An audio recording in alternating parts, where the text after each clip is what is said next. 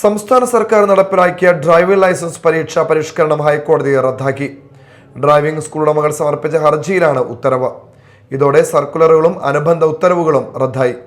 കേന്ദ്ര നിയമവും സംസ്ഥാന നിയമവും തമ്മിൽ വൈരുദ്ധ്യമുണ്ടെങ്കിൽ കേന്ദ്ര നിയമമാണ് നിലനിൽക്കുക എന്നതായിരുന്നു ഹർജിയുമായി എത്തിയ ഡ്രൈവിംഗ് സ്കൂളുകളുടെ പ്രധാന വാദം. ഡ്രൈവിംഗ് ടെസ്റ്റിന് 15 വർഷത്തിൽ കൂടുതൽ പഴക്കമുള്ള വാഹനങ്ങൾ ഒഴിവാക്കണമെന്നതായിരുന്നു സർക്കാർ പരിഷ്കാരത്തിലെ പ്രധാന നിർദ്ദേശം.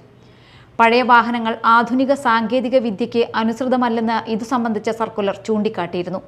എന്നാൽ ഏകപക്ഷീയമായി വാഹന നിരോധനം അടിച്ചേൽപ്പിക്കുന്നത് യുക്തിപരമല്ലെന്ന് ഹർജിക്കാർ വാദിച്ചു.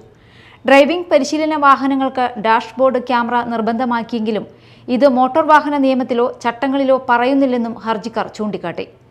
ഡ്രൈവിംഗ് പരിശീലനം റെക്കോർഡ് ചെയ്യണമെന്ന നിർദ്ദേശം ഡ്രൈവിംഗ് സ്കൂളുകൾക്ക് അധിക ബാധ്യത വരുത്തിവെക്കുന്നതെന്നും ഹർജിക്കാർ കോടതിയിൽ ബോധിപ്പിച്ചു.